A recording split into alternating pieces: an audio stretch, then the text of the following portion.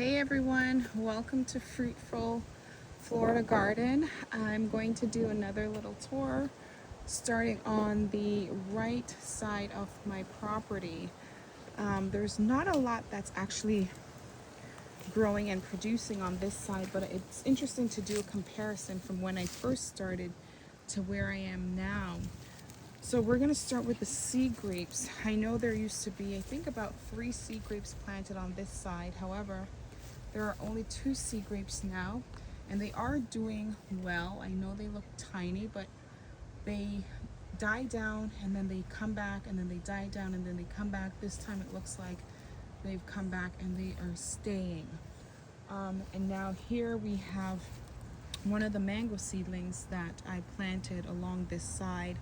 There used to be 8 or 9, and this is just one of a couple that survived. And again, this was just an experiment to see what this side of the property would do.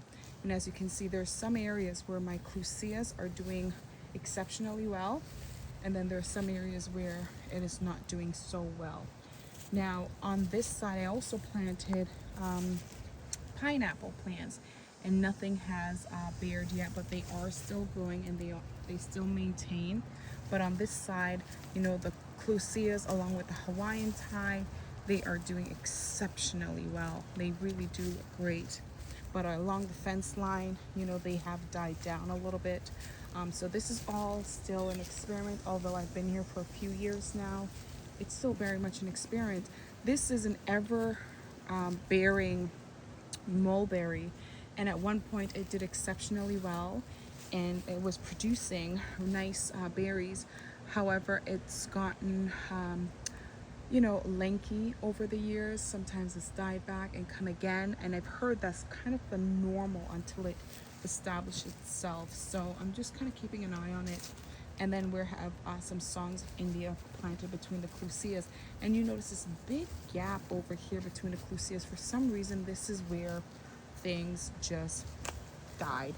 And on this end right here, I had another mulberry, and unfortunately it too kind of died down. I think maybe there's too much water on this side, but again, I've put sacrificial plants here, and we'll see what happens. Now this stake here used to represent a mango, and also on this area we used to have a couple avocados seedlings, and again, those were experiments to see if I could produce some shady spots and what the soil level would be. Now the one thing that has continued to do exceptionally well around here is my Jamaican strawberry tree, and as you can see, there are still some on it right now, although it is fairly the end of season for these, but there's still, you know, a couple on the tree. So this tree has done really well, worth its weight in gold. Actually, look at that, you can still see some are still blossoming, and again you can see that there are still some even on the what looks like a dead branch. There's still some kind of hanging around and doing its thing. So we're gonna continue to go across here, and in between the clusias I did throw down some pigeon peas, and wow, look at that. These pigeon peas just basically took off and outgrew those clusias. But the great thing that happened when I put down these pigeon peas is the clusias also started to take off and look very evergreen, and they're doing exceptionally well. And I believe that's because people say that pigeon peas are nitrogen fixers. Now, if you guys remember my videos from a couple years ago, this is that Barbados cherry tree that produced that lone cherry, and ever since it produced that lone cherry, it has never actually produced more than about 2 cherries, and compared to the other ones, it is not growing so well. So my conclusion is this side of the property still needs to be well developed, and there's still some work that needs to be done. But again, when you're planting like this, it just really gives you a foundation to understand what will grow where and how you are going to see the production and the crop and the growth and the movement on the property. And here's my gooseberry tree. I don't know if you guys remember this one, but it had 3 tiny gooseberries on it. It was very small, so I decided to pick them off.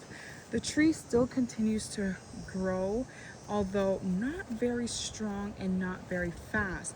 But what I've learned is not to be concerned with the growth, because nature will do its thing, the tree will do its thing. Because I have one other mango tree, I believe it was my Nam Dak Mai, that was stagnant for about 2 or 3 years. It didn't move, and all of a sudden now it started to really go well. And here you will notice this is the pickering, and this pickering produced the best tasting mango on the entire property. It literally put all of its energy producing one single pickering mango. I agree. And man, was it ever delicious. It was, so I'm hoping that it will start really thriving, really growing. I know we're supposed to pick off the fruit at a certain stage, but it was just so tempting. I let it grow, I left it, and on the second year it produced that delicious mango. Although on the first year it did produce two rather tasty mangoes, but not as exceptionally tasty as the last one we had this year. And this one here is my beautiful, beautiful, never let you down pigeon peas. They are extremely resilient and they grow like weeds, but they have so much beneficial properties, not only to humans but also to the garden. And they are a nitrogen fixer, they're a shade plant, they are just a pleasant companion to have. And look at how well they're doing along the side of the house. I created a path a few years ago, and man, I cut this down back in April, about halfway down, and holy moly, just look at it grow. And then of course, right here you see my little surviving and thriving Julie mango. This completely died back to its stake. I let it sit there, and then these nitrogen fixing plants started to grow up and cover it and shade it and protect it. And now it's just, you know, continue to blossom. So I said, hey, you can stay. And there it is doing its thing. Over here we have a little bit of crowding. This will all be cleaned up this weekend. But these are where my dragon fruits are, and they were budding and they were growing and they had some beautiful flowers, but unfortunately they just did not make it. But that's okay, we're not trying to force everything. We're just going to give it its space, give it room, and then the pigeon peas over top of it will do its thing, and then we're going to clean it up a little bit, and then we'll see some movement. And of course, I mean, the Rolls Royce, I like to call it, all my fruit trees. This is my super Julie mango. I mean, just look at that girl shine. This was a super producing Julie this summer. I've had it in the ground for about, this will be the third year, not quite third year, but this will be the third year. And what had happened to this Julie was I hired someone to do some work on the property, and they used their weed whacker and they completely whacked it.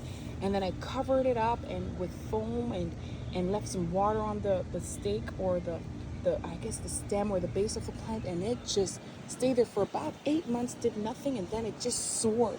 And man, did it ever reward me for taking care of it, because it is one of a heavy producing tree, but it grows like, honestly, it just grows like a weed, and it looks exceptionally well. So we're going to keep going, and this is more of the pigeon peas. It's like a pigeon walk, and I also do sell the pigeon peas. So if you ever want to reach out to me, I pick these pods and I do sell them, so I can sell them to you for about $10, including your shipping. If you're local to me in Florida, I will send them to you. You get about 50, well, let's just say between 40 and 50 seeds, and you're definitely going to get more than 50% germination. So that's an excellent price. And as the years go by, you will definitely have more production and more yield of your own seeds that you can also plant and sell or give away, or keep just growing your food forest. So this is my Brogdon avocado. I mean, this is just a gorgeous avocado. It was not doing so well, and then I just said, to hell with it, I'm just gonna leave it alone. So I replanted it in the garden, and man, oh man, look at it go. It is doing really well. It did at one point, well, it was really small, had 1 or 2 little tiny avocados. Actually, it was still in the pot, but I said, no, you don't. So I took it out and I repotted it. I planted it in the ground and mulched it heavily, put a little owl there, and now it's doing exceptionally well. Over here, you'll see some of these little Mexican plants. It just adds a little color to the yard. And also I have a bench that's being overtaken by weeds. And this here is just a bougainvillea that I put down. I know it's better as a trailing plant, but I just wanted to leave it as a low coverage, low plant, because I didn't want it to get too big, because when they get too big, they do get wild and also create a nesting place for raccoons. And also here, these are just so lovely. This is a white frangipani. Basically what happened with this frangipani, it actually broke off of my frangipani that I had in the back. And I just said, oh well, I'll just stick it right in the ground. And I did that, and you know what? It just started growing. So it just goes to show that plants are really resilient and they really want to show life. And this is another Brogdon avocado. Now this one, I'm surprised that it hasn't grown to about the same size as the last one, because they were around the same size and planted in the ground at the same time. But this one just decided not to take off, but it's still thriving. It's not moving place. But then again, this is what I mean. Some plants, they just stay stagnant until they root and they're comfortable and they like their environment. So then they just keep going. And then as we come over here, oh, this is my jackfruit. I don't remember which jackfruit this is, but I did buy this from a local nursery. I think I may have planted it too soon, because it did, die right down to the ground. And now it's coming back a little. It's a little slow, but jackfruits, I think, are notoriously for growing unpredictable and a little slow. Now, okay, guys, I know you guys remember this one. This little thing was in a 5-gallon, and I received this from my friend from their nursery when it was closing down. And now look at it. I mean, I believe this was at one point a seedling, so it is just growing. And I've cut this down so many times to the point where I'm like, I don't want you to get too big. But then guess what? It's like, I'm gonna get big. And actually I like it because it's gonna grow as a really nice shade tree. And over here, we have the cassava. And this cassava, I don't know what's going on underground, but it dies right down there and then it shoots up here. It dies right down there and then it shoots up here. But I'm not sure what's going on underground, because this is a root vegetable, cassava. And here we, or it's a starch, I call it a vegetable. And here we are with a sapote. And I believe this is a this is a seedling, because I also got this from my friend's nursery. So I'm not sure what's going to happen with this, but it was in a container. And then I asked around, what was it? They said it was a black sapote. And actually this was combined in the 5-gallon pot with that chocolate tree that we have. And I separated them and I put them in the ground, not knowing what they were. So they've all just decided to do their own thing in their own space. Now this here is actually an almond tree, and it actually did bear some almond. And as you can see, there is a dragonfly on there, and they just love those dead parts of the or those types of branches on the tree. They like to stay there, and actually they do sleep there because they do eat the mosquitoes on the property. And as we continue to go, here's another seedling, and it's just there, it's just doing its thing. It hasn't really grown much, but again, it's just doing its thing where it lays. And this is my wild coffee. And man, oh man, it is it ever bearing. Please let me know how and when to harvest these things. I know they're still pretty young, so I may not do it. Unlikely that I'll do it this year. I'll give it some more time to do what it wants to do over there in that corner. And here we have a little mango right in the corner here. Oh, and we have, guess what? A volunteer pigeon pea. And right beside it, we have this mango from seedling, and it is growing, but it's very, very heavily shaded by a clusia that I threw back here. I'm not sure what this is. If you guys know what this is, please let me know what that is.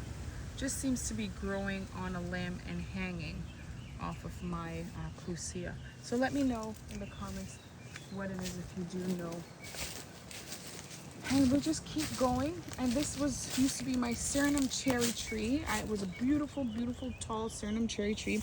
And as I mentioned before, the dragonflies, they love to hang out on these. They sleep on these, they hang out there.